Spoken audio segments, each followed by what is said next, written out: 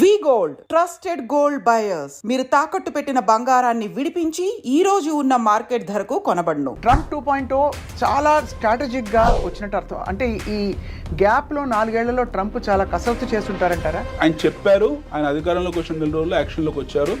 200 మంది మన భారతీయులు కూడా. ఈ డిపోటేషన్కి ప్రధాన కారణాలు ఏంటండి? ఎక్కడ మీరు స్టూడెంట్ వీసాల మీద ఉండి బయట పనులు చేయకూడదు, బయట పనిచేస్తున్న వాళ్ళని కూడా పెట్రోల్ బంకుల్లో చిన్న చితక ఉద్యోగాలు చేస్తున్న వాళ్ళని పంపించేస్తాను, అది కూడా చట్టపరంగా తప్పు అని చెప్పి మనం విన్నాం. స్టూడెంట్ వీసా అవుతుందో అది తీసుకొని రండి, చదువుకోండి. ఒకవేళ మీకు ఉద్యోగాలు వస్తే ఈ వీసా తర్వాత మీరు ఇక్కడ ఉద్యోగాలు చేసుకోండి. బట్ మీ వీసా గడువు ముగిసిన తర్వాత, ఎందుకంటే అమెరికా అంటే ఎప్పుడు సూపర్ పవర్ లా కనిపిస్తుంది. మనం ఎకనామిక్ సూపర్ పవర్ అనుకుంటాం, కాకపోతే అందులో ఉన్న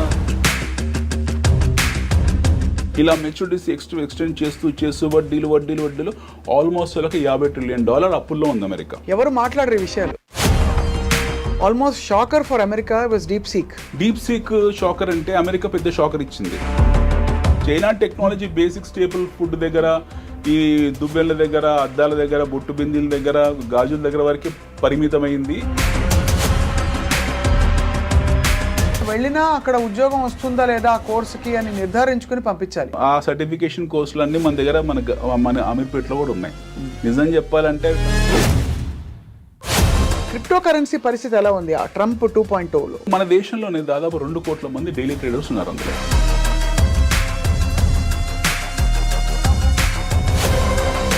అలాంటి సూసైడ్స్ ప్రపంచవ్యాప్తంగా చాలా ఎక్కువ ఉన్నాయి.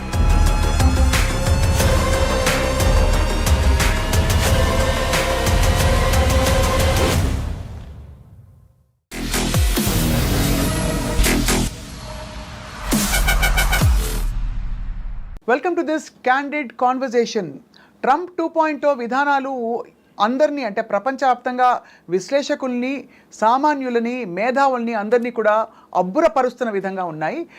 ట్రంప్ మొదటి టర్మ్లో వచ్చినప్పుడు కొంచెం తిక్క విధానాలతో ఈ ప్రెసిడెంట్ ఏం చేయబోతున్నారు అనుకుంటున్న సమయంలో రెండోసారి రావడం ధూమ్ ధమాకాతో వచ్చి అమెరికాని సురక్షితం చేయడానికి, అమెరికాని మరింత సంపన్నం చేయడానికి మేక్ అమెరికా గ్రేట్ అగైన్ అనే నినాదంతో ప్రపంచం మీద ఆయన అనేక రకాల టారిఫ్స్తో పాటు ఆంక్షలు విధిస్తున్నారు. భారతదేశం ఎలా ఎఫెక్ట్ కాబోతోంది ఈ అంశాలపై మాట్లాడబోతున్నాం. ఫైనలీ అంతా పైసామే పరమాత్మ హే. మనతో పాటు ఫైనాన్షియల్ అనలిస్ట్ అండ్ ప్రపంచ ట్రెండ్స్ అన్నింటినీ గమనిస్తూ ఉన్న సుపరిచితులు అనిల్ వరగంటి గారితో మాట్లాడబోతున్నాం. అనిల్ గారు నమస్కారం. సో ట్రంప్ 2.0 చాలా స్ట్రాటజిక్గా వచ్చినట్టు అర్థం. అంటే ఈ గ్యాప్లో 4 ఏళ్లలో ట్రంప్ చాలా కసరత్తు చేస్తుంటారంటారా? ఎగ్జాక్ట్లీ. ఏమైందంటే మనకు ట్రంప్ 1.0లో ట్రంప్ మొదటిసారి రాష్ట్రపతి అయినప్పుడు, ప్రెసిడెంట్ అయినప్పుడు హీ వాజ్ వెరీ క్లియర్. మనం ఇందాక అనుకున్న కొంచెం అబ్స్ట్రాక్ట్గా బిహేవ్ చేశారు అన్నది ఇప్పుడు అది రూపకల్పన దాలుస్తుంది. So he was not observed actually at the first instance. ఆయన ఎందుకు మెక్సికో గోడ కడతానన్నారు, ఎందుకు టారిఫ్ విధిస్తానన్నారని మొదట్లో దుష్ప్రచారం జరిగింది ట్రంప్ మీద. తర్వాత బైడెన్ అధికారంలోకి వచ్చారు, ఆయన అధ్యక్షుడు అయ్యారు. Then what happened is complete liberalised economy లాగా అయిపోయింది అమెరికా పూర్తి స్థాయిలో. మీకు ఇల్లీగల్ ఇమిగ్రెంట్స్ అనే వాళ్ళు విచ్చడుగా వచ్చేసారు. అంటే మన భారతదేశం నుంచి వెళ్తున్న విద్యార్థులను దృష్టిలో పెట్టుకోకూడదు. వీళ్ళంతా పాపం చదువుకోవడానికి వెళ్తున్న పిల్లలు. బట్ ఇల్లీగల్ ఇమిగ్రేషన్ అనేది వాళ్ళకు కింది నుంచి వస్తుంది, లాటిన్ అమెరికా కంట్రీస్ నుంచి వస్తుంది. ఎస్పెషల్లీ ది లాటిన్ అమెరికన్ కంట్రీస్లో ఏవైతే కార్టెల్స్ ఉంటాయో, మన కొలంబియా నుంచి, కింద బ్రెజిల్ నుంచి, అర్జెంటీనా నుంచి, మెక్సికో నుండి, గౌటిమేలా నుంచి, ఇలాంటి దేశాల్లోంచి వాళ్ళకు డ్రగ్ కార్టిల్స్ వెళ్తున్నాయి అమెరికాకు. ప్రతి ఏటా దాదాపు మీకు 2-2.5 లక్షల మంది ఈ డ్రగ్స్ తీసుకొని, LSD ఇంజెక్షన్స్ తీసుకొని చనిపోతున్నారు అమెరికాలో. అంత తీవ్రతరం అయిపోయింది. అందులో సెలబ్రిటీస్ ఇన్వాల్వ్ కావడము, సామాన్య ప్రజలు ఇన్వాల్వ్ కావడము, విద్యార్థులు ఇన్వాల్వ్ కావడము, ఇదొక భూతంలాగా పిశాచాలం తయారైపోయింది. సో బైడెన్ అడ్మినిస్ట్రేషన్లో ఏం జరిగిందని అంటే, ఆయన చూడనట్టు ఒక టిపికల్ ఓట్ బ్యాంక్ రాజ్యంలో నడిచింది. మనం ఇండియాలో అనుకుంటాం కదా ఓట్ బ్యాంక్ పాలిటిక్స్ అని. ఈ ఓట్ బ్యాంక్ పాలిటిక్స్ లాగానే 2 దేశాలు మన పరంపరను కొనసాగించారు. ఒకటి కెనడా, ఇంకొకటి అమెరికా. కెనడాలో కూడా సేమ్ ఇలాంటి వేర్పాటువాద వెళ్తున్నారు కలిస్తా అనేసి అక్కడ వెళ్ళి వాళ్ళు చట్టసభల్లోకి వెళ్ళడము, వాళ్ళు భారతదేశాన్ని వ్యతిరేకంగా మాట్లాడడం ఇవన్నీ చేస్తున్నారు అక్కడ కెనడాలో. జస్టిన్ ట్రూడో ఎవరైతున్నారో మొన్నదాకా ప్రధానమంత్రి, దిగిపోయిన ప్రధానమంత్రి. అలాంటి విధానం మనకు అమెరికాలో కనపడింది. దానివల్ల ఏమైందనంటే అమెరికన్ ఫోకస్ పూర్తి స్థాయిలో, బైడెన్ అడ్మినిస్ట్రేషన్ ఫోకస్ పూర్తి స్థాయిలో ఇల్లీగల్ ఇమ్మిగ్రెంట్స్ని విస్మరించడము కంప్లీట్గా, ఆయన యుద్ధాల మీద ఎక్కువ ఖర్చు పెట్టడము, పూర్తి స్థాయిలో వాళ్ళు మిడిల్ ఈస్ట్లో జరుగుతున్న యుద్ధాల మీద, ఇజ్రాయెల్ మీద, ఇరాన్ మీద ఆయన ఫోకస్ ఎక్కువ ఉండడము. At the same time Russia Ukraine అక్కడ జరుగుతున్న వార్కు ఆయన విపరీతంగా ఆర్మరీ సప్లై చేయడము, ఉక్రెయిన్కు, జెలెన్స్కీకి ఫైనాన్షియల్ సపోర్ట్ చేయడము, దాదాపు $200 బిలియన్ ట్యాక్స్ పేస్ మనీ పంపించారు ఆయన. ఎట్ ది సేమ్ టైం ఇక్కడ నుంచి వస్తున్న ఇల్లీగల్ ఇమిగ్రెంట్స్ ఎవరైతే ఉన్నారో వాళ్ళ మీద ఎలాంటి కట్టుబాటు లేకపోవడం, ఇలాంటి కట్టుదిట్టిన చర్యలు లేకపోవడము. క్లుప్తంగా చెప్పాలంటే ఊరికి ఉపకారం, ఇంటికి అపకారం. సో అనే చందంగా ట్రంప్ అయితే పరిగణించారు. సో దీన్ని అమెరికన్స్ కూడా దే వాంట్ సమ్ ఒక టార్చ్ బేరర్ కావాలి మాట్లాడడానికి. ట్రంప్ మళ్ళీ 2.0లోకి అలాగే వచ్చారు ఆయన. అవును, మాగాని తీసుకొచ్చారు, make America great again. So ఆయన నినాదమే నేషనలిస్ట్ నినాదం, అమెరికా ఫస్ట్. ఆ నినాదంతో ఆయన ఎన్నికల ప్రచారంలో వెళ్ళింది కూడా క్లియర్గా, మేము విదేశీ సుంకాలు పెంచుతాము, టారిఫ్స్ విధిస్తాము ఒకటి. రెండోది అనవసరమైన యుద్ధాల జోలికి వెళ్ళము, మేము ఖర్చులు తగ్గించుకుంటాం యుద్ధాల మీద. ఈ వీళ్ళు ఉక్రెయిన్ వాళ్ళకి ఇస్తున్న డబ్బులు కానివ్వండి, లేకపోతే మిడిల్ ఈస్ట్లో పెడుతున్న డబ్బులు కానివ్వండి, ఆర్మీ బేసెస్ కానివ్వండి, రకరకాల రెజిమెంట్స్ ఉన్న ప్రాంతాల మీద మేము డబ్బులు ఖర్చు పెట్టాము. తర్వాత మా దేశంలోకి పనామా కెనాల్ ద్వారా వస్తున్న ఎస్పెషల్లీ ఇది లాటిన్ అమెరికన్స్ ఎవరైతే ఉన్నారో పేరు వాళ్ళందరూ వస్తున్నారు, వాళ్ళ ద్వారా మా ప్రజలు ఇబ్బందులు పడుతున్నారు. ఇదివరకు అన్నట్టు గోడ ఎలా కడతానో ఈసారి భయంకరంగా ఫెన్సింగ్ కడతాను పూర్తి స్థాయిలో. And I'm going to deport all the illegal immigrants అని ఆయన చెప్పారు. ఆయన అధికారంలోకి వచ్చిన 4 రోజుల్లో యాక్షన్లోకి వచ్చారు. 200 మందిని మన భారతీయులు కూడా C-17 యుద్ధ విమానంలో పంపించేశారు. అది సో 18,000 పీపుల్ అఫీషియల్గా మనం చెప్తున్నాం భారతదేశం నుంచి వీసాలు ఉన్న వాళ్ళు. I'm talking about people are getting deported from US, especially Indians. These guys have got visas. But is prime target is those people who doesn't have any visas. Correct. అసలు వీసాలని ఇల్లీగల్ ఇమిగ్రెంట్స్ మీద. So ఈ deportation కి ప్రధాన కారణాలు ఏంటండి? ఎక్కడ మీరు స్టూడెంట్ వీసాల మీద ఉండి బయట పనులు చేయకూడదు, బయట పనిచేస్తున్న వాళ్ళని కూడా పెట్రోల్ బంకుల్లో చిన్న చితక ఉద్యోగాలు చేసుకున్న వాళ్ళని పంపించేస్తాను, అది కూడా చట్టపరంగా తప్పు అని చెప్పి మనం విన్నాం. అవును. సో దీనికి కారణాలు ఏంటండి? దీనికి కారణాలు ఏంటంటే అమెరికాలో నిరుద్యోగం పెరిగిపోతుంది. అమెరికాలో చాలా స్లమ్స్ పెరిగిపోయాయి. ఇప్పుడు అమెరికా మనం ఊహించుకున్నట్టు, మనం సినిమాలో చూసినట్టు హాలీవుడ్ అమెరికా ఒక రకంగా ఉంటుంది, స్లమ్ అమెరికా ఒక రకంగా ఉంటుంది. అమెరికాలో ప్లెంటీ ఆఫ్ స్లమ్స్ ఉన్నాయి. అక్కడ ఆకలి చావులు ఉన్నాయి అమెరికాలో. అక్కడ కూడా నిత్యావసర వస్తువుల కోసం ఇన్ఫ్లేషన్ పెరిగిపోతుంది, ధరలు పెరిగిపోతున్నాయి. అక్కడ వడ్డీ రేట్లు పెంచుకుంటూ వెళ్తుంది ఫెడ్. రకరకాల సమస్యలు వాళ్ళకు కూడా ఉన్నాయి. ఎందుకంటే అమెరికా వేలు కాలు పెట్టని దేశం అంటే భూమి మీద ఏమీ లేదు. ఖండాంతరాల్లో ప్రతి ఖండంలో వెళ్ళి వాళ్ళ ఫుట్ ప్రింట్స్ ఉంటాయి. సో వాళ్ళు డొమెస్టికల్గా పెట్టాల్సిన ఖర్చులతో కూడా ఇంటర్నేషనల్గా పెడుతున్నారు. అవన్నీ యుద్ధాల మీద, రకరకాల ఖర్చుల మీద వాళ్ళు ఏదో సేవాభావంతో అన్నట్టు అన్నింటిలో జియో పాలిటిక్స్లో ఇన్వాల్వ్ అవుతున్నారు. ఎట్ ది సేమ్ టైం వాళ్ళ డొమెస్టిక్ ప్రాబ్లమ్స్ రోజు పెరుగుకుంటూ పోతున్నాయి. సో నిరుద్యోగం పెరుగుకుంటూ పోతుంది. So what Trump is saying that మీరు లీగల్గా రండి, right, you become a citizen legally. మీరు లీగల్గా వచ్చి చదువుకోండి మా దేశంలో, we don't have any issues. మీకు ఇచ్చే స్టూడెంట్ వీసా అవుతుందో అది తీసుకొని రండి, చదువుకోండి. ఒకవేళ మీకు ఉద్యోగాలు వస్తే ఈ వీసా తర్వాత మీరు ఇక్కడ ఉద్యోగాలు చేసుకోండి. బట్ మీ వీసా గడువు ముగిసిన తర్వాత, పీరియడ్ అయిపోయిన తర్వాత మీరు ఉండకూడదు, మీరు మీ దేశానికి వెళ్ళిపోవాలి, రైట్ అని ఆయన క్లియర్ స్టాండ్ తీసుకున్నారు. మన దేశంలో కూడా మనం చూస్తే, even if you take in India, ఇప్పుడు we're talking about 1 crore illegal immigrants in US.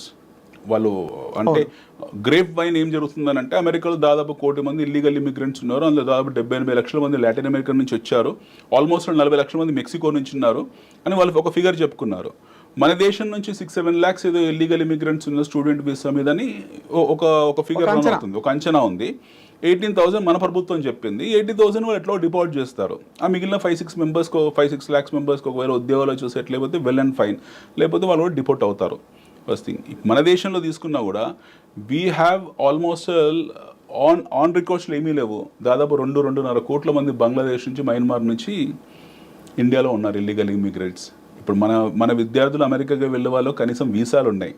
But ఎలాంటి వీసాలు లేకుండా మన దేశంలోకి చాలామంది వచ్చారు, ఎస్పెషల్లీ ఫ్రమ్ బంగ్లాదేశ్ నుండి, మయన్మార్ నుండి మన దేశంలోకి వచ్చారు. ఫర్ దట్ మ్యాటర్ మన హైదరాబాద్లోని కొన్ని వేల మంది, లక్షల మంది ఉండుంటారు. సో ట్రంప్ విధానాలు మనం అప్రిషియేట్ చేసి అదే విధానాన్ని మనం కూడా అవలంబించాలి. రైట్. ఎందుకంటే సింపుల్ మేడం, ఇక్కడ చాలా సింపుల్ ఇష్యూ ఏంటంటే, మన దేశ జనాభా 140 కోట్లు ఆన్ రికార్డ్స్. 140 చేంజ్ 150 crores దాకా ఉంటాం మనం ఈరోజు, largest population on this earth. But మన వైశాల్యం వచ్చేసి చిన్న లిమిటెడ్ వైశాల్యం మనది.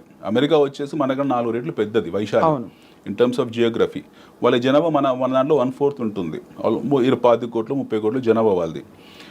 వనరులు మనకన్నా ఎక్కువ ఉన్నాయి, న్యాచురల్ రిసోర్సెస్. వాళ్ళకు కూడా రిజర్వ్స్ ఉన్నాయి, ఆయిల్ రిజర్వ్స్ అలాంటివి ఉన్నాయి.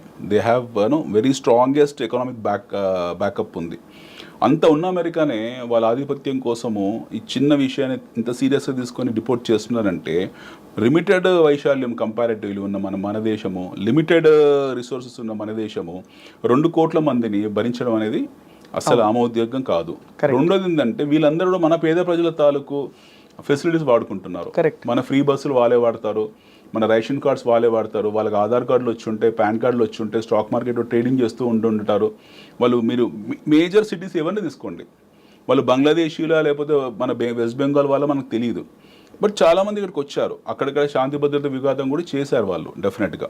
సో ప్రభుత్వం కూడా ట్రంప్ను ఆదర్శంగా తీసుకొని, మన ప్రధానమంత్రి మోదీ గారు ఈయన ఆదర్శంగా తీసుకొని మనం వీళ్ళందరినీ 2 కోట్ల మందిని తక్షణం డిపోర్ట్ చేయాల్సిన అవసరం మనకి ఎంతైనా ఉంది. సో దట్ మన పేద ప్రజలు వెళ్తున్నారో లబ్ధిదారులు అవుతారు. ఈ ఆసుపత్రులు కానివ్వండి, లేకపోతే ఈ రేషన్ కార్డ్స్ కానివ్వండి, మనం ఇస్తున్న మౌలిక వసతులు ఏమన్నా కానివ్వండి, గృహ నిర్మాణాలు కానివ్వండి, ఇవన్నీ లెజిటిమేట్గా ఉన్న భారతీయులకు లభిస్తాయి. రైట్. సో ఈ థాట్ ప్రాసెస్ పెట్టుకుంటే విల్ బి క్వైట్ కంఫర్టబుల్. అవును. సో ఇప్పుడు మరి ఈ సుంకాలు ఏవైతే విధించారో టారిఫ్స్, ఎవరెవరి మీద ఎలాంటి టారిఫ్స్, ఎలాంటి నిబంధనలు పెడుతున్నారు, ఆలోచన ఏమిటి అక్కడ వెనకాల? ఆయన సుంకాలు విధించిన ఇప్పుడు ట్రేడ్, మనము భూమి పుట్టినప్పటి నుంచి మనకు బార్టర్ సిస్టమ్ ఉంది. We have something called is barter system, వస్తు మార్పిడి సిస్టమ్. గతంలో నేను మీకు జొన్నలు ఇస్తా, మీరు నాకు రాగులు ఇవ్వండి అనేది ఒక వస్తు మార్పిడి సిస్టమ్. అక్కడ నుంచి కరెన్సీ వార్లోకి వచ్చాం మనం. తర్వాత కరెన్సీ ఏర్పడింది. మొదటి ప్రపంచ యుద్ధం తర్వాత మనకు కామన్ ఎక్స్చేంజ్ కింద డాలర్ ఏర్పడింది. రెండో ప్రపంచ యుద్ధం తర్వాత అందరూ కూడా డాలర్ని ఒక యాక్సెప్టెడ్ కరెన్సీ కింద తీసుకున్నారు. Everything is now related to dollar. భూమి మొత్తం ఎవరు ఒప్పుకున్నా ఒప్పుకోకపోయినా dollar happen to be the common denominator. ఇప్పుడు ఏం జరిగిందంటే, అమెరికాలో ఉత్పత్తి వ్యవస్థ దెబ్బతిన్నది పూర్తి స్థాయిలో. అంటే వాళ్ళు అనుకున్న అంచనాలు అందుకోలేకపోయారు. గత 20-30 సంవత్సరాలు China has beaten America black and blue in terms of their industrial output. Correct. ప్రపంచానికి అతిపెద్ద సాంకేతిక విప్లవం తీసుకొస్తుంది China. At the same time production హబ్గా మారిపోయింది. వెరీ ఫన్నీయెస్ట్ పార్ట్ ఏంటంటే, we think America is super power. America is superpower in terms of artillery, in terms of army, in terms of printing their currency, in terms of leadership also in many aspects. In terms of leadership. But actually తయారీ విధానాలన్నీ కూడా and వ్యవస్థలన్నీ కూడా ఇతర దేశాల్లోనే. ఇక్కడ ఏమవుతుందంటే, there is something called as trade deficit. Right. Okay, చిన్న simple statistics. మనకు China సంవత్సరానికి $3.9 trillion ఎగుమతులు చేస్తుంది. $3.9 trillion ఎగుమతులు చేస్తుంది మొత్తం ప్రపంచానికి. Very simple statistics. వాళ్ళు ఇంపోర్ట్ చేసుకునేది $2.9 trillion. వాళ్ళు ఎగుమతులు చేస్తున్న దానికన్నా దిగుమతులు చేసుకుంటుంది తక్కువ.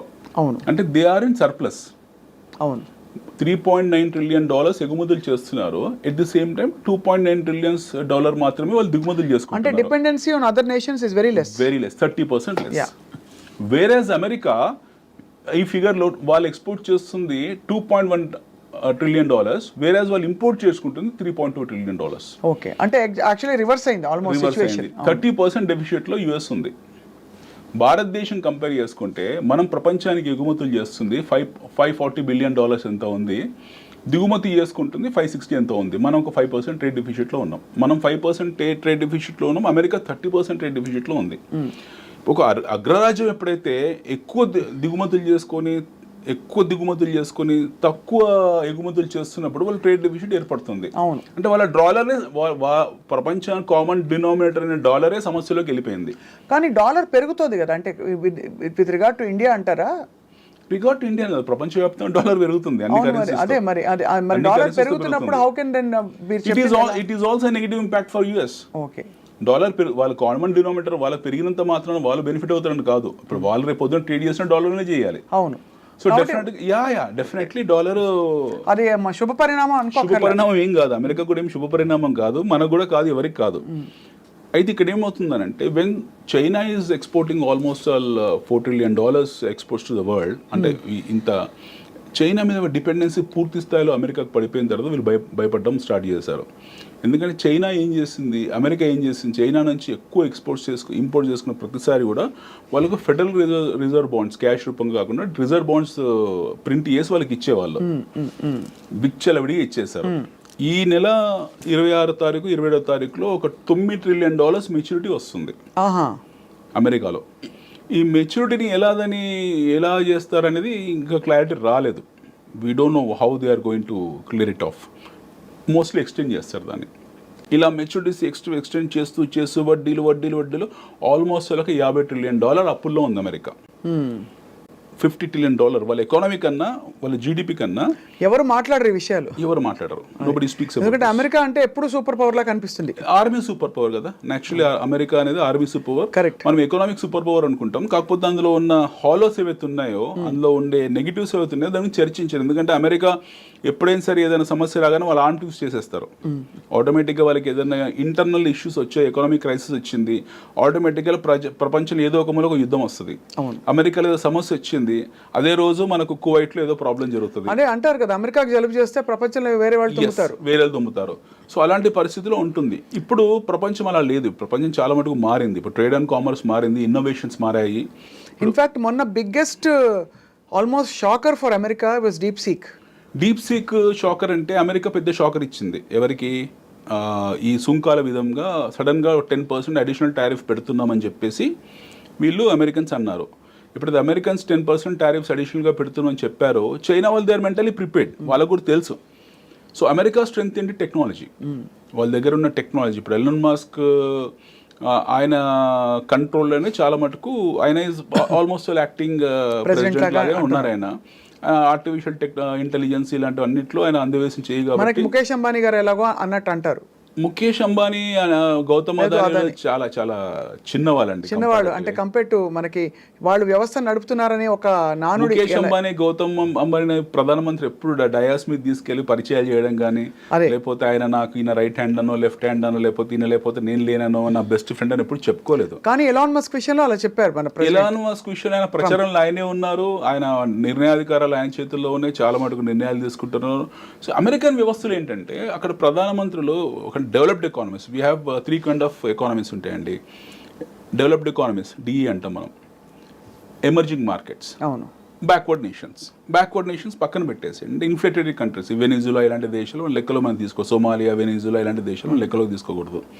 ఎమర్జింగ్ ఎకానమీస్ అంటాం. ఎస్పెషల్లీ బ్రిక్స్ నేషన్స్ తీసుకుందాం, బ్రెజిల్, రష్యా, ఇండియా, చైనా ఇలాంటి దేశాలు ఏవైతున్నాయి, సౌత్ అమెరికా ఇలాంటి దేశాలు ఉన్నాయి. ఇందులో మళ్ళీ చైనా మినహాయింపు, అది డెవలప్డ్ ఎకానమీ. మిగతా దేశాలు, మధ్యంతర దేశాలు ఏవైతున్నాయో, డెవలపింగ్ ఎమర్జింగ్ మార్కెట్స్ ఏవైతున్నాయో, వీళ్ళు ఈ ఎమర్జింగ్ మార్కెట్స్ బేసికల్లీ ఏంటంటే చాలా కన్జర్వేటివ్గా ఉంటారు. అంటే ఒక ప్రధానమంత్రి ఒక వ్యాపారితో మాట్లాడినా సరే గాసిపింగ్ వస్తుంది. అంటే పార్లమెంట్ వ్యవస్థలో ఉంటాం మనం, ఫెడరల్ సిస్టమ్ ఉంటాం, మోస్ట్లీ ఒక గాసిప్స్ వస్తాయి. లేదా ఒకరితో లంచ్ చేసినా సరే ఈయనకి ఏంది స్పెషల్ ఇంట్రెస్ట్ అనుకుంటారు. బట్ వేరాస్ మీరు ఇప్పుడు ఫర్ ఎగ్జాంపుల్ ఫ్రాన్స్ తీసుకోండి, రాఫెల్ తయారీ చేస్తుంది. ఆ రాఫెల్ యుద్ధ విమానాన్ని ప్రమోట్ చేయడం కోసము ఫ్రాన్స్ ప్రధానమంత్రి స్వయంగా ప్రపంచాలు తిరుగుతారు. అవును. అంటే they work on behalf of corporates. Right. They work on behalf of corporates. At the same time అమెరికాలో కూడా అదే సిస్టమ్. అంటే వాళ్ళ వస్తు ఉత్పత్తులు ఏవైతే జరుగుతున్నాయో, వాళ్ళ ప్రొడక్షన్స్ ఏవైతే జరుగుతున్నాయో వాటిని ప్రమోట్ చేయడం కోసం వాళ్ళ ప్రధానమంత్రి, వాళ్ళ రాష్ట్రపతులు స్వయంగా మార్కెటింగ్ ఏజెంట్లా ప్రపంచాలు తిరుగుతూ ఉంటారు. That's their job. రైట్. వాళ్ళ డీప్ స్టేట్ ఎలా పనిచేస్తుందని అంటే ఒక సిండికేట్స్ 20 మందో 30 మందో, బాబు పలానా వ్యక్తి నువ్వు రాష్ట్రపతి కోసం ఇంకుంబెంట్వి, నీకు మేము సపోర్ట్ చేస్తామని ఒకవైపు, ఇంకో 30 మంది ఇంకోవైపు ఉంటారు. ఎవరు గెలిస్తే వాళ్ళ తరఫున, అందరి తరఫున ఒక సిండికేటింగ్ వాళ్ళు నడిపించుకుంటారు. సో ట్యాక్స్ పేయర్స్ కి అడ్వాంటేజ్ ఇందులో ఏంటంటే వాళ్ళు ఎండ్ ఆఫ్ ది డే వాళ్ళు ప్రజలను కూడా ట్యాక్స్ పేయర్స్ అని అంటారు. We talk about citizenships and మనం చాలా బ్లా చాలా ఉంటాయి, కానీ వెరీ క్లియర్ అమెరికాలో ఏమంటారు, సిటిజన్స్ని ట్యాక్స్ పేయర్స్ అంటారు. So tax payers per capita income ఇందులో ఎన్హాన్స్ అవుతుంది తప్పిస్తే తగ్గేది ఏమీ లేదు. వాళ్ళు ఏదైనా వ్యాపారం ఒప్పందం చేసుకున్నా సరే ఆ ప్రాసెస్లో వాడికి బెనిఫిట్ ఆ సిటిజన్కు. సో ఇప్పుడు మరి ఈ కాంటెక్స్లో మరి డీప్ సీక్ విడుదల కావడానికి కారణం, డీప్ సీక్ ఇప్పుడు ఈ చాట్ జీపీటీ ఇలాంటిది అని కొట్టిపారేస్తున్నారు డీప్ సీక్ని. బట్ డెఫినెట్గా చైనా డీప్ సీక్లో ఏం ఇంటర్నల్ టూల్స్ పెట్టిందో, వాళ్ళ షీల్డ్ గార్డ్ ఎలా ఉందో మనకి ఇంకా ప్రపంచానికి తెలియదు. ఇప్పుడు ఆల్రెడీ 2-3 దేశాలు వాళ్ళని బ్యాన్ చేశారు డీప్ సీక్ని. So America is such a country where ఒక నాటో నేషన్స్ అనే కాదు, వాళ్ళు ప్రపంచంలో ఉన్న ఆల్మోస్ట్ 80-90% మిగతా సమాజాన్ని శాసిస్తారు వాళ్ళు. అవును. So this people have release deep seek వల్ల మాకు ఎలాంటి ప్రాబ్లం లేదు, ఎలాంటి ఇబ్బంది లేదని చెప్పేసి ముందే ఒక అనౌన్స్మెంట్ చేశారు. రెండోది ఏంటంటే మానసికంగా భయపెట్టిచ్చేశారు. ఇందులో మీకు సెక్యూరిటీ సిస్టమ్స్ ఉన్నాయి, ఈ డీప్ సీక్ని వాడడం వల్ల మీ ఇంటర్నల్ ఇన్ఫర్మేషన్ మొత్తం వాళ్ళకి వెళ్ళిపోతుంది. మన దగ్గర సిబిల్ సిస్టమ్ లాగా, సిబిల్ ఒక ప్రైవేట్ ఏజెన్సీ, మన సిబిల్లో మీ తాలూకు నా తాలూకు మొత్తం ఇన్ఫర్మేషన్ ఉంటుంది. అది నిజంగా భారతదేశ ప్రభుత్వం దగ్గర ఉందా లేకపోతే ఆ సిబిల్ పేరెంట్ కంపెనీలో ఉందో మనకు తెలియదు. సో సిమిలర్లీ డీప్ సీక్లో మీరు ఇన్ఫర్మేషన్ స్టోర్ చేసా, ఇన్ఫర్మేషన్ అడిగా, ఏం చేసా సరే అది మళ్ళీ వాళ్ళకు షాంఘై హెడ్ క్వార్టర్కి చేరేస్తుంది. దానివల్ల మీకు ప్రాబ్లం ఉంటుంది, మీకు సెక్యూరిటీ ఉండదు. China is not a trust worthy country అని చెప్పి ఒకటి క్రియేట్ చేశారు. దానివల్ల డీప్ సీక్ ఎంతవరకు ప్రాబల్యం చూపిస్తుంది మనకు తెలియదు. అంటే ఊరికే రావడం రిలీజ్ వరకు ఓకే, సినిమా కలెక్షన్స్ ఉంటాయో చూడాలి అంతే. చూడాలి. Deep seek Yes. So deep seek అనేది పెద్ద బాంబు కాదు. డీప్ సీక్ బాంబే ఏంటి, ఈ పార్టీకి మనకు ఐటీ కంపెనీస్ అని కుప్పగొలిపోయేవి. అదే. అండ్ మనకి స్టాక్స్ కూడా తెలిసేవి కదా సార్ అలా అయితే. అబ్సల్యూట్లీ. ఈ రోజు stock market 1 day 2 day effect అయింది. ఒకటి 2 రోజులు తీవ్ర స్థాయిలో ఒడిదుడుకులో గురైంది. డీప్ సీక్ ఏదో పెద్ద ప్రభావం చూపిస్తుంది, డీప్ సీక్ అనేది ఏదో పెద్ద ఎవర్ గ్రాండ్ ఇష్యూ లాంటిది, లేకపోతే డీప్ సీక్ అనేది పెద్ద సప్రైమ్ క్రైసిస్ లాంటిది అని చెప్పేసి 1-2 days అందరూ అనుకున్నారు. ఎప్పుడైతే దాన్ని అర్థం చేసుకొని మొదలు పెట్టారో దీనివల్ల ప్రమాదం ఏమీ లేదు, ఇది ఒక మామూలు చాట్ జీపీటీ లాంటిది, ఇలాంటి ఎన్నో ఉండే టెక్నాలజీలో కొత్త ఆవిష్కరణలు జరుగుతుంటాయి, దీనివల్ల ఇష్యూ ఏం లేదని చెప్పేసి ఒక నిర్ధారణకు వచ్చి మళ్ళీ స్టెబిలైజ్ అయ్యారు. బట్ నిజంగా డీప్ సీక్ అన్వీల్ అవుతుందా, ఎప్పుడు అన్వీల్ అవుతుందో మనకు తెలియదు. ఇంకోటి ఏంటంటే చైనా టెక్నాలజీని చైనానే అమ్మదు. ఎందుకంటే చైనాలో 5th generation ఫ్లైట్స్ ఉన్నాయి, 6th generation ఫ్లైట్స్ ఉన్నాయి వాళ్ళ దగ్గర. JU-7 రకరకాల ఫ్లైట్స్ ఉన్నాయి వాళ్ళ దగ్గర. ఇప్పుడు మనకు స్టెల్త్ బాంబర్స్ యూఎస్లో ఎలా ఉన్నాయో, యుఎస్లో ఏవి వాళ్ళది లేటెస్ట్ వర్షన్స్ ఏవైతే ఉన్నాయో ఫ్లైట్స్, యుద్ధ విమానాలు అలాంటివి చైనాలో ఉన్నాయి. కానీ అది ఇంతవరకు ఎవరు చూడలేదు ఆ యుద్ధ విమానాలని. దూరం నుంచి చూసి ఇదొక 6th generation ఫైటర్ అట అనుకొని వెళ్ళడం తప్పిస్తే నిజంగా అది ఎప్పుడు ప్రయోగంలో జరగలేదు, ఎప్పుడు ఫ్లై అయినట్టు కూడా నిర్ధారణలు లేవు. సో డీప్ సీ కూడా అలాంటిది అని చెప్పేసి వీళ్ళు దాన్ని కొట్టిపారేశారు. So China technology basic staple food దగ్గర, ఈ దువ్వెళ్ళ దగ్గర, అద్దాల దగ్గర, బొట్టు బిందీల దగ్గర, గాజుల దగ్గర వరకే పరిమితమైంది. దీనికి అంతకన్నా ముందుకు వెళ్ళే అంత సీన్ లేదు అని ఒకటి క్రియేట్ చేశారు, ఒక ఎన్వైరన్మెంట్. అంటే అది మొదటి నుంచి ఉంది మనకి. ఈవెన్ ఇతర వస్తువుల్లో కూడా మేడ్ ఇన్ చైనా అనగానే మీరు ఫస్ట్ నమ్ముతారు చెప్పండి, చైనా ప్రోడక్ట్ అంటారు. చైనాలో 1,00,000 క్వాలిటీస్ ఉన్నాయి. మేడ్ ఇన్ చైనా వస్తువులు అమెరికా పూర్తి స్థాయిలో వాడుతుంది. ఇప్పుడు చైనా ఒక ఆట బొమ్మ ఉందండి, ఒక టాయ్ ఉంది, వాడు 100 grades తయారు చేస్తారు అందులో.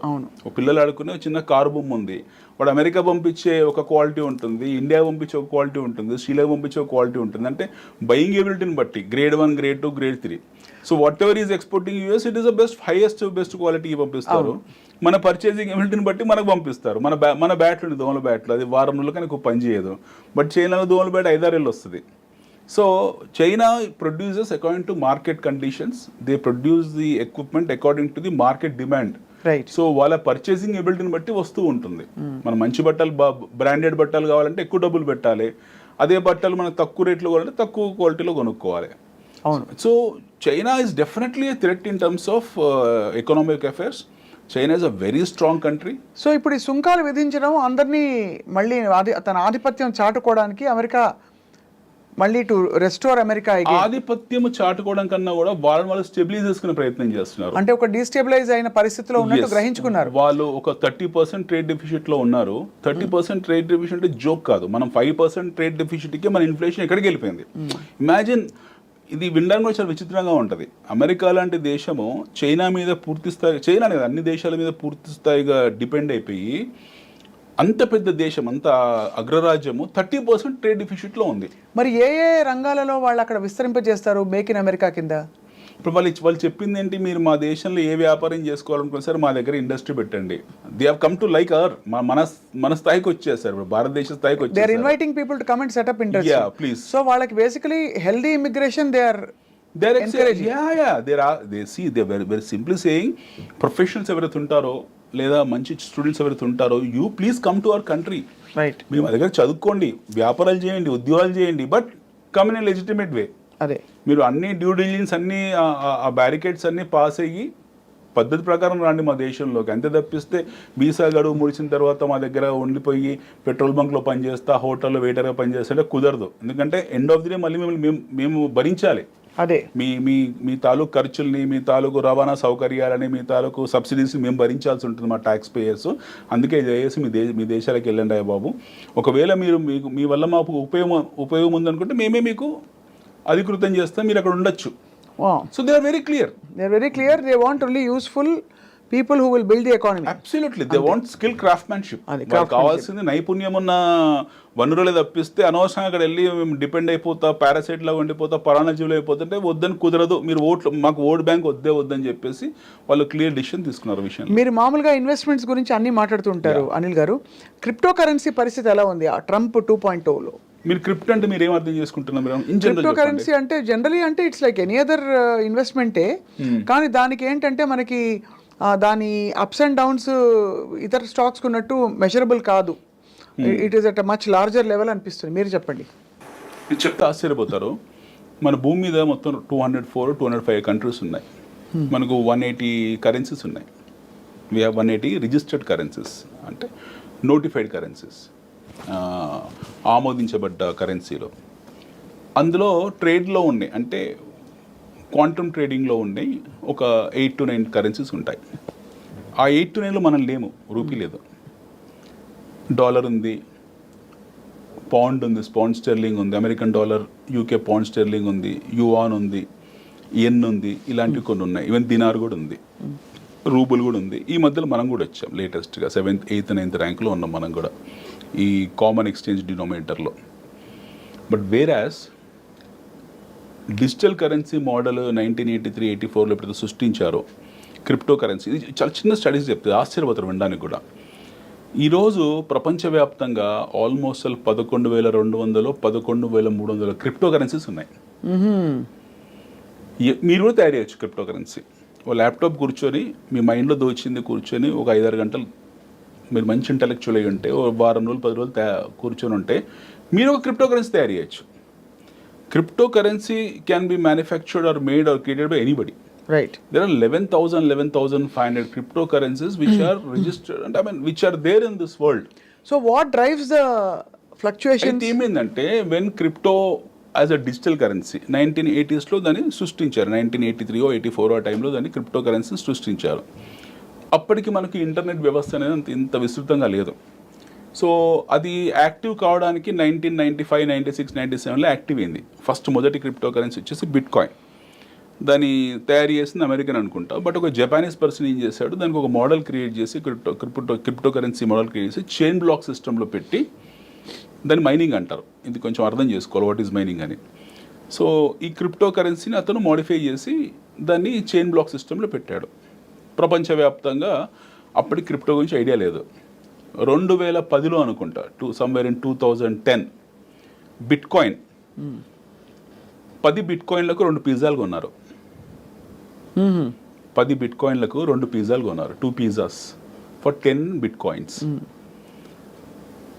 2012 or 2014కు bitcoin went up to $2,000, $3,000 వెళ్ళింది. 2014కు $20,000 అయిపోయింది. 2016, 17, 18, 19 ఆ పీరియడ్కు ఇట్ వెంట్ అప్ టు $70,000 అయిపోయింది. ఇప్పుడు ప్రపంచవ్యాప్తంగా ఒక 1 million ప్లస్ సర్క్యులేషన్స్లో ఉన్నాయి బిట్ కాయిన్స్. ఒక 11-12 లక్షలు బిట్ కాయిన్స్, 11 లక్షలు అనుకుంటే ప్రిసైజ్లీ సర్క్యులేషన్స్లో ఉన్నాయి. ఈ బిట్ కాయిన్ గురించి మాట్లాడుకున్నాం కాసేపు. Digital currency or alternative currency whatsoever. So ఈ బిట్ కాయిన్ కూడా ఎక్స్చేంజెస్ ఉన్నాయి. ఇది మొదటిసారి బిట్ కాయిన్ వచ్చిన తర్వాత ఎథీరియం వచ్చింది, తర్వాత ఎక్స్చేంజ్ బియాన్స్ అనే ఎక్స్చేంజ్ వచ్చింది. ఇవన్నీ రకరకాలుగా ఉన్నాయి మనకు ప్రపంచవ్యాప్తంగా. అసలు ఇవన్నీ లిస్ట్ అవుట్ చేస్తే మనకు రోజు పడుతుంది. 11,000 పేర్లు మనం చదవాలంటే, శ్లోకాలు పద్యాలు చదవాల్సి ఉంటాయి. ఆ పేర్లు అన్ని దేశాలకు ఒక సపరేట్ క్రిప్టో కరెన్సీ ఉంది. అయితే 2 పిజ్జాలకు $10 2 పిజ్జాల నుంచి అది $60,000-70,000 వెళ్ళిపోయింది. కానీ మధ్యలో మీకు ఈ క్రిప్టో ఎక్స్చేంజెస్ చాలాసార్లు హ్యాక్ అయ్యాయి. 2014లో క్రిప్టో ఎక్స్చేంజ్ హ్యాక్ అయింది, 2017లో క్రిప్టో ఎక్స్చేంజ్ హ్యాక్ అయింది, 2022లో హ్యాక్ అయింది. సో ఒక మేజర్ హ్యాక్ అయింది. హ్యాక్ అయినప్పుడల్లా 70%, 60% క్రాష్ అయ్యాయి. స్టాక్ మార్కెట్లో సపోజ్ ఏదైనా క్రాష్ వచ్చింది అనుకోండి, అంటే మేజర్ క్రాష్ మనం చూసింది 2008లో చూసాము. 2008 నుంచి ప్రొలాంగ్ పీరియడ్ ఆఫ్ 3 years 2008, 9, 10, 11, 9 వరకు 2008, 9 వరకు సబ్ ప్రైమ్ క్రైసిస్లో మనకు ప్రతి మంచి బెస్ట్ క్వాలిటీ కంపెనీ కూడా 30, 40, 50, 60, 70% కరెక్ట్ అయ్యాయి. కొన్ని బ్యాంక్ రప్ట్ అయ్యాయి, కొన్ని కోలుకోలేదు ఆ టైంలో. బట్ గుడ్ క్వాలిటీ కంపెనీస్ అన్ని మళ్ళీ రికవర్ అయిపోయి ఈరోజు మల్టీ బ్యాగర్ కంపెనీస్ లాగా నిలబడ్డాయి. Right. It's the first instance what we have seen. మన జనరేషన్లో మనం చూసిన మొదటి stock market correction, crash correction ఏమని అనుకోండి. 2008 సబ్ ప్రైమ్ క్రైసిస్ అనేది ఒక కరోనా లాంటిది అనమాట. మొత్తం ఎంటైర్ క్యాపిటల్ మార్కెట్స్కి ఒక కోవిడ్ లాంటిది 2008. దాని తర్వాత ఇలాంటివి వచ్చాయి మధ్యలో. దాని తర్వాత మళ్ళీ మనం అంతే తీవ్ర స్థాయిలో చూసింది కరోనా. కోవిడ్ టైంలో కూడా ప్రపంచవ్యాప్తంగా 40, 50, 60% మార్కెట్స్ కరెక్ట్ అయ్యాయి. అవును. And that recovered in span of 3 to 4 months. 2008లో రికవరీ రావడానికి 2-3 ఏళ్ళు పట్టింది, ఎందుకంటే గ్లోబల్ ఎకనామిక్ రెసిషన్ కాబట్టి, అవును, ప్రపంచ ఆర్థిక మాంద్యం కాబట్టి. కరోనా అనేది ఒక టెంపరీ ఉత్పాతం. మనం దానివల్ల ప్రపంచం అంతమైపోతుంది అనుకున్నాం, బట్ కాలేదు. వ్యాక్సినేషన్ కనుక్కున్నారు, 4-5 monthsలో రికవర్ అయిపోయాం అందరం కూడా. మార్కెట్స్ మళ్ళీ యథాస్థితిలోకి వచ్చి ఎప్పటిలాగా రన్ అవుతున్నాయి. ఇది జనరల్గా మార్కెట్స్ గురించి. సో ఇప్పుడు క్రిప్టోని మీరు ఎలా పొజిషన్ చేయాలనుకుంటున్నారు? కరెన్సీ, డిజిటల్ కరెన్సీ అని చెప్పారు. డిజిటల్ కరెన్సీ లాగా పొజిషన్ చేయాలనుకుంటున్నారా, ఇన్వెస్ట్మెంట్ టూల్ లాగా పొజిషన్ చేయాలనుకుంటున్నారా అనేది ఆ ఇండివిజువల్ పర్సన్ ఆధారపడి ఉంటుంది. Right. That is the description of the individual person, how you want to position. So overall క్రిప్టోలో బిట్ కాయిన్ కావచ్చు, ఏమైనా కావచ్చు, మీకు మన దేశంలోనే దాదాపు 2 కోట్ల మంది డైలీ ట్రేడర్స్ ఉన్నారు. అందులో there are about 2 crore people who trade every day crypto, especially bitcoin and ethereum. ఈ రెండిట్లో ట్రేడ్ చేసే వాళ్ళు ఉన్నారు. సో స్టాక్ మార్కెట్లో క్రాష్ అయినప్పుడు స్పేస్ ఇస్తుంది మీకు. It gives some space for you, space and time ఇస్తుంది ఎగ్జిట్ కావడానికో, లేకపోతే పొజిషన్ హోల్డ్ చేసి పెట్టుకోవడానికో. ఒకవేళ మార్జిన్ కాల్స్ ఇచ్చినా కూడా 3 days 4 days టైం ఇస్తుంది. కరెన్సీ మార్కెట్లో ఏంటంటే కరెక్షన్ వచ్చింది అనుకోండి, రూపీలో మ్యాక్సిమం కరెక్షన్ 3%, 4% వస్తుంది. కరెక్షన్ వస్తే మార్జిన్ ట్రేడ్లో ఉంటారు వీళ్ళు. ఈ క్రిప్టోస్లో కరెక్షన్ వస్తే ఒకేసారి ఒక ఫ్లాష్ ఆఫ్ మినిట్స్లో, ఫ్లాష్ ఆఫ్ సెకండ్స్లో 10%, 20%, 30% కరెక్షన్ వస్తుంది. ఎక్స్చేంజెస్ హ్యాక్ అయినప్పుడైతే 60-70% కరెక్షన్ వస్తుంది. ఈ ట్రేడర్స్ ఎవరైతే ఉంటారో, ఎస్పెషల్ ట్రేడింగ్ చేసేవాళ్ళు ఈ ప్లాట్ఫామ్ మీద, వీళ్ళు కరెన్సీ లాగే ట్రేడ్ చేస్తారు. వీళ్ళకి మార్జిన్ ఇస్తారు. మీరు 1,00,000 ఇవ్వండి, మీకు 10 లక్షలు ఇస్తానని ఆ మార్జిన్ ట్రేడ్ మీద ఆ బ్రోకర్స్ ఎవరైతే ఉంటారో, లేదా వీళ్ళే మార్జిన్ తీసుకొని ట్రేడింగ్ చేస్తూ ఉంటారు ఈ ఆల్టర్నేటివ్ కరెన్సీస్లో. క్రాష్ అయినప్పుడు వీడు అసలు పోతుంది, మార్జిన్ పోతుంది, ప్లస్ వీల్ బికమ్ బ్యాంక్రప్ట్. అలాంటి సూసైడ్స్ ప్రపంచవ్యాప్తంగా చాలా ఎక్కువ ఉన్నాయి. స్టాక్ మార్కెట్ సూసైడ్స్ కన్నా ఎక్కువ సూసైడ్లు, ఆత్మహత్యలు క్రిప్టోలో ఉంటాయి. ఎందుకంటే ర్యాపిడ్గా, డ్రాస్టిక్గా అవుతాయి. వాలటాలిటీ అనేది చాలా తీవ్రస్థాయిగా ఉంటుంది. అవును. అంటే విత్ ఇన్ సెకండ్స్. కరెన్సీ అంత వాలటైల్గా ఉండదు. క్రిప్టో ఉన్నంత వాలటాలిటీ మీకు కరెన్సీలో ఉండదు. Currency there is something called as VIX, volatility index అనేది ఉంటుంది మనకు. స్టాక్ మార్కెట్ వేరియబుల్ అనమాట అది. మనం మార్కెట్ ఎలా స్టేబుల్గా ఉంది, విక్స్ అనేది ఒకటి ఉంటుంది మనకు. క్రిప్టో విక్స్ అవుతుందో ఇది అప్ అండ్ డౌన్, అంటే దీన్ని ఒక ఈసీజీ లాగా కొడుతుంటుంది గ్రాఫ్. అవును. సో ఇందులోకి ట్రేడింగ్ చేసేవాళ్ళు చాలా పులిబోన్లో తలబెట్టినట్టు అనమాట. బాగా ఆకలి ఉన్న పులిబోన్లో తలబెట్టినట్టు. వస్తే వాళ్ళకి డబ్బులు వచ్చేవాళ్ళు ఉన్నారు, టెక్నికల్ అనాలిసిస్ చేసుకొని సంపాదించే వాళ్ళు ఉన్నారు, అదే స్థాయిలో పోగొట్టుకునే వాళ్ళు ఉన్నారు. ఈరోజు నేను మాట్లాడిన వాళ్ళందరిలో అప్పుడున్న 3 లక్షలు వచ్చాయి, కాకపోతే ఈ మధ్యలో 10 లక్షలు పోయాయి. ఈరోజు 10 లక్షలు వచ్చాయని సంతోషపడి తెల్లారే నేను 10 లక్షలు వచ్చాయి, ఈరోజు 4 లక్షలు పోయాయి అనేవాళ్ళు. బట్ నెట్ అది మనం ఎలా పొజిషన్ చేయాలి, అది ఇన్వెస్ట్మెంట్ టూల్లా పొజిషన్ చేయాలంటే చేసుకోవచ్చు. When you by 1 bit coin, suppose $10 bit coin కొన్నారు, అది $3 వచ్చింది, అప్పుడు కొనుక్కొని యావరేజ్ చేసుకుంటే మీకు యావరేజ్ ప్రైస్ తక్కువ ఉంటుంది, పెరిగినప్పుడు అమ్ముకోవచ్చు, లేదా ఇన్వెస్ట్మెంట్ లాగా వదిలేసుకోవచ్చు 5 ఏళ్ళకో 10 ఏళ్ళకో. అలా చాలామంది ఉన్నారు ప్రపంచవ్యాప్తంగా. పీపుల్ హూ బాట్ ఇన్ 2011, 13, 14 వాళ్ళు హోల్డ్ చేసి పెట్టుకున్నారు, ఫస్ట్ మూవర్స్. ఈ మధ్యకాలంలో 2020 తర్వాత క్రిప్టో గురించి ఎప్పుడైతే చాలా హడావిడి జరుగుతుందో, people have become complete exorbitant traders. ఎక్స్టెంపోర్ట్ ట్రేడర్స్ అయిపోయారు. అంటే పొద్దున్న రేస్తే రాత్రి వరకు మనకు క్రిప్టో ట్రేడింగ్ గురించి టీవీలో మాట్లాడడము, బిజినెస్ ఛానల్స్లో మాట్లాడడం, పేపర్లో మాట్లాడడము, వాట్సాప్ గ్రూప్లో మాట్లాడడం, ఈవెన్ పల్లెటూళ్ళల్లో హౌస్ వైఫ్స్ కూడా క్రిప్టో గురించి మాట్లాడుతున్నారు, క్రిప్టో ట్రేడింగ్ గురించి. సో ఈ విషయవలయంలో తెలుసో తెలుకో చాలా మంది ఇరుక్కుపోయారు. But they have to be very cautious. వాళ్ళు చాలా జుడిషియస్గా ఉండాలి. పెరుగుతుంది, ఆల్మోస్ట్ లైక్ గ్యాంబ్లింగ్ లాగే ఇంచుమించు. గ్యాంబ్లింగ్ స్పేస్ ఉంటుంది మీకు. You have space in gambling. Right. Gambling psychrometric analysis ఉంటుంది, ఎదుటోడు వేసే ట్రిక్స్ మనకు తెలిసిపోతాయి. ఇప్పుడు గ్యాంబ్లింగ్ ఆడేవాళ్ళు 4, 5, 10 మంది ఉంటారు క్యాసినోలో, 20 మందో 30 మందో ఉంటారు మాక్సిమం. మనకి 20-30 మంది స్టడీ చేసే ఉంటుంది. When you are playing in exchanges, right, ప్రపంచవ్యాప్తంగా చైనీస్ ఉంటాడు, రష్యన్ ఉంటాడు, అమెరికన్ ఉంటాడు, జెకోస్లోవేకియన్ ఉంటాడు, యూ కెనడియన్ ఉంటాడు, ఎవరెవరో ఉంటారు, నైజీరియా ఉంటారు. You don't know who are they, and they have bucks also, and you have large cartels involve అయి ఉంటారు అందులో. So crypto is going to there forever. Crypto ఎప్పటికీ ఉంటుంది భూమి మీద, కానీ చాలా జాగ్రత్తగా బడాబాబుల చేతిలో అది ప్రస్తుతం. అలా అని కూడా చెప్పలేం మేడం. ఇప్పుడు అందులో క్రిప్టోలో చిన్న బాబులు బడాబాబులు అయిపోయారు, తర్వాత బడాబాబులు ట్రేడింగ్ చేసి చిన్న బాబులు అయిపోయారు. So people who were holding this currency for last 13-14 years consistent hold చేసిన వాళ్ళు బిలియనీర్స్ అయ్యారు. ఇందాక అనుకున్నాం కదా, 2 పిజ్జాలకు ఇంత వచ్చేది ఈ రోజు ఇంత వస్తుందని. అవునవును. సో ఇప్పుడు ఈ స్థాయిలో క్రిప్టో కొనుక్కొని ఇన్వెస్ట్మెంట్ లా పెట్టుకోవడం అనేది ఐ డోంట్ నో, వాళ్ళ డిస్క్రిప్షన్ అది శ్రేయస్కరమా కాదా అనేది మనకు తెలియదు. ఇప్పుడు అంత ultimately it boils down to America విధానాలు ఎలా ఉన్నా కూడా భారతదేశానికి ఏమిటి, ఇండివిజువల్గా మనకేమిటి అంటే మీరు ఏం సలహా ఇస్తారు? మనకి ఏమి ప్రాబ్లం లేదు మేడం, మనం నాన్ ఐలాండ్, ఏ విధమైన మనకి ఏ ప్రాబ్లం ఎప్పుడు ఉండదు. ఎందుకంటే మన టాలెంట్ ఎప్పుడు అలాగే ఉంటుంది, మనకి డిమాండ్ అలాగే భారతదేశానికి అలాగే ఉంటుంది ఎప్పటికీ. We're one of the finest quality people on this earth when it comes to keeping mouth shut in other countries. వేరే దేశాలకు వెళ్తే తలదించుకొని పని చేసుకునే వాళ్ళు మనం. మ్యాక్సిమం ఏం చేస్తారు మన వాళ్ళు, ఆ డాలాస్ వీధుల్లో, లాస్ ఏంజల్స్ వీధుల్లో ఏ మంచి మూవీ వస్తే ఊరేగింపులు చేసుకొని మా హీరో అని కొట్టేసుకుంటారు తప్పిస్తే అంతకన్నా బియాండ్ మనం చేయలేము. అంతే. ఆ చట్టసభల్లో వెళ్ళేంత స్పోక్స్మెన్షిప్ కానివ్వండి, లేకపోతే అవి మనకు లేవు. అంటే భారతీయ ఆరిజిన్ లో ఉన్న వాళ్ళు కమలా హారిస్ గారు అంతవరకు వెళ్ళారు కదా దాదాపు. వెరీ వెరీ అంటే అలాగే కొంతమంది రిపబ్లికన్స్ లో కూడా కొంతమంది చూసాం. Very few people. ఎంత పర్సెంటేజ్ ఆఫ్ పీపుల్ ఉంటారు భారతీయులు అమెరికాలో? కరెక్ట్. చాలా తక్కువ పర్సెంటేజ్ ఆఫ్ పీపుల్. అదే ప్యాషనెట్ గా వెళ్ళిన వాళ్ళు ఉంటారేమో తప్పిస్తే, ఇప్పుడు వివేక రామస్వామి ఇలాంటి వాళ్ళు 2-3 ఉంటారో తప్పిస్తే మీకు అంతగా ప్రభావితం చేసే వ్యక్తులు మనం కాము. మనం బినైన్ గా ఉంటాం, హెల్ప్ఫుల్ గా ఉంటాం. We're nice people, we're respected people. మనం నిజాయితీగా ఉంటాం. పరదేశంలో ఉన్నప్పుడు మనం ఇంకా జాగ్రత్త ఒళ్ళ దగ్గర పెట్టుకుని ఉంటాం. సో మనకు ఆ ప్రాబ్లం లేదు. We don't have any problem when it comes to our safety and security. ఒకటేంటంటే ఇక్కడ ఉన్న తల్లిదండ్రులు వెళుతున్నారు, ఫర్దర్ గా యూఎస్ పంపించాలనుకున్నప్పుడు జాగ్రత్తలు తీసుకోవాలి. అక్కడ వాడు నిజంగా వాడికి జాబ్ వస్తుంది, ఎందుకంటే 30-40-50 lakhs ఖర్చు పెట్టి వాళ్ళు విదేశాలు పంపిస్తున్నప్పుడు ఈ డిపోటేషన్స్ అన్ని దృష్టిలో పెట్టుకొని వాళ్ళు పంపించాల్సిన అవసరం ఉంది. This saga will continue. మీకు ఈ 4 years జరిగేది ఇదే. యూఎస్లో 4 ఏళ్ళు నేషనల్ ఇండియా ఫస్ట్ అని మనం ఎలా మాట్లాడుతున్నాం, వాళ్ళు అమెరికా ఫస్ట్ అని మాట్లాడుతున్నారు. కాబట్టి అంటే వెళ్ళినా అక్కడ ఉద్యోగం వస్తుందా లేదా ఆ కోర్సుకి అని నిర్ధారించుకుని పంపించాలి. యాక్చువల్గా అమెరికాలో మన యూనివర్సిటీస్ కన్నా ఏదో ఎంఐటీ లాంటి కొన్ని యూనివర్సిటీస్ పక్కన పెడితే మన ఎంఎస్ చదువుకోవడానికి వెళ్ళిన వాళ్ళు వారానికి 2 రోజులు 3 రోజులు 3 గంటలు 4 గంటలు చదువుతారు.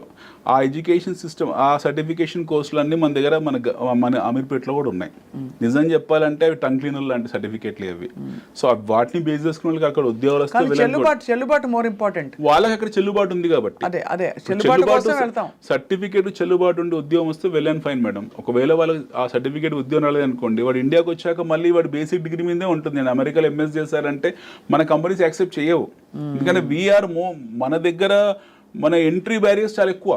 అవును, యుఎస్ కన్నా ఎంట్రీ బ్యారియర్స్ ఇండియాలో ఎక్కువ. క్వాలిటీ కంట్రోల్ చాలా. ఎస్ వీ హ్యావ్ డూపాంట్ స్థాయి క్వాలిటీ కంట్రోల్ ఇన్ఫోసిస్ లో ఉంది, టీసీఎస్ లో ఉంది, కాగ్నిజెంట్ లో ఉంది, వైంట్రీలో ఉంది. We're companies are so strong when it comes to picking up man power. So in other words పిల్లల్ని ఇన్వెస్ట్ చేసి పంపించేటప్పుడు ఈ 4 ఏళ్ళు అయితే డెఫినెట్ గా ఆలోచించాలి విధాన మార్పిడి. ఎందుకంటే ఇప్పుడు బర్త్ రైట్ సిటిజన్షిప్ కూడా ఎత్తేస్తామని అన్నారు.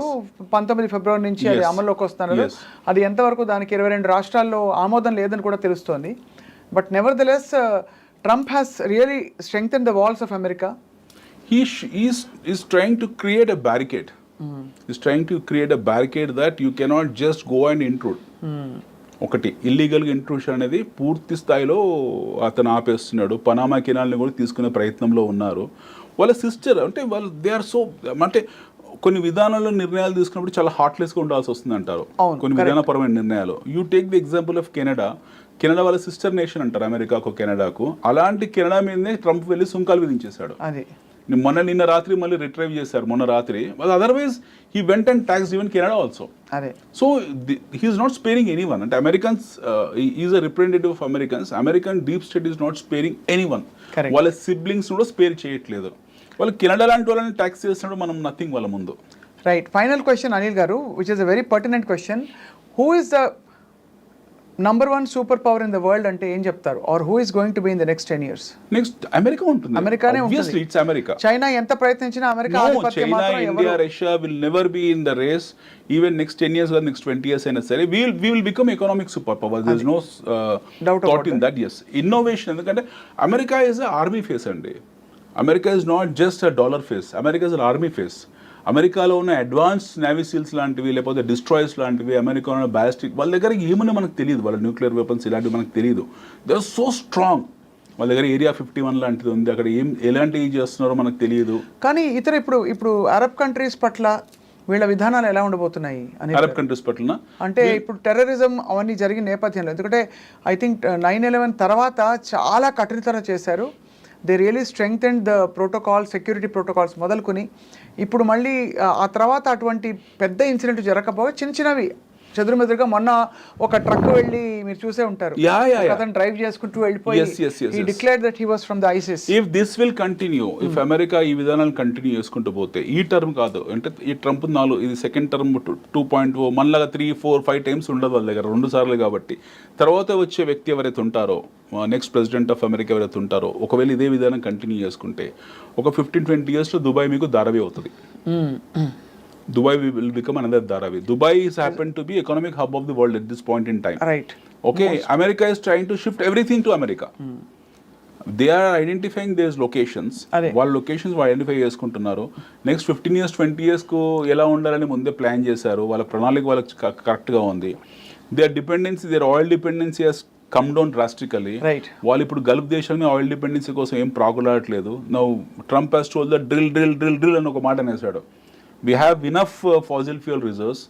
ఓకే, వాళ్ళు ఏ స్థాయికి వెళ్ళిపోయారంటే ఇప్పుడు మొన్నటిదాకా గల్ఫ్ ఆఫ్ మెక్సికో అనేవాళ్ళు ఇప్పుడు గల్ఫ్ ఆఫ్ అమెరికా అనేస్తున్నాడు. పనామా కెనాల్ తీసేసుకుంటామంటున్నాడు. They are going to drill their own oil reserves. వాళ్ళ దగ్గర ఫాసిల్ ఫ్యూల్ ఉంది. వాళ్ళ ఆయిల్ రిజర్వ్స్ ఎప్పుడైతే వాళ్ళు డ్రిల్ చేసుకొని వాళ్ళ డొమెస్టిక్ కన్సంప్షన్ స్టోరీలో వాళ్ళ క్రూడ్ ఆయిల్ వాడుకోవడం మొదలు పెడతారో, ఆటోమేటిక్గా మీ గల్ఫ్ నేషన్స్ మీద డిపెండెన్స్ తగ్గిపోతుంది. వీళ్ళది ఈ గల్ఫ్ నేషన్స్ మీద మీ దగ్గర వీళ్ళ దగ్గర ఏ ఇన్నోవేషన్ లేదు. మళ్ళీ వీళ్ళంతా ఇంపోర్ట్ డిపెండెంట్ నేషన్స్ ఇవన్నీ కూడా. వీళ్ళ దగ్గర ఉన్న బాండ్స్ ఏవైతే ఉన్నాయో, అమెరికన్ బాండ్స్ అవన్నీ చితుకాయల కింద మారిపోతాయి. Correct. They will be in deep trouble and they will definitely next 15-20 yearsలో they will focus on their economic hubs, they will focus on their business hubs. వాళ్ళు చాలా క్లియర్గా ఉన్నారు. అంటే when it comes to places like Dubai, Abu Dhabi ఇలాంటివన్నీ ఏవైతే ఉన్నాయో they economic corridors అయిపోయాయి. అంటే ప్రపంచంలో ఏ మీటింగ్స్ జరగాలన్నా సరే, ఇప్పుడు మనకు దావోస్ వెళ్ళి ఎలా జరుగుతుందో భవిష్యత్తులో దుబాయ్ కూడా అలా బిల్డ్ చేసి ఇంటర్నేషనల్ ట్రేడ్ సెంటర్ల తయారీలను ప్లాన్ చేశారు. అమెరికా వాటి మీద నీళ్లు పోస్తుంది గ్యారంటీగా. They want to burn it. ఆ ఆలస్యాన్ని బర్న్ చేస్తారు వాళ్ళు. ఖచ్చితంగా ఏం చేసినా సరే విత్ ఇన్ ది యుఎస్ ఆ రీజియంలో ఉన్న కంట్రీస్లోనే, లేకుంటే వాళ్ళ దేశంలోనే ఏర్పరుస్తారు. They make it centrified everything. అది they are going to make it vitrified rather. అంటే వాళ్ళ లేయర్లు అంతా స్ట్రాంగ్ చేసేసుకొని వాళ్ళు అక్కడనే పెట్టుకుంటారు. ఎందుకంటే now they are on trade deficit. ఇదంతా కవర్ చేయడానికి 3-4 years పడుతుంది. మళ్ళీ they have to become virtual super power, real super power.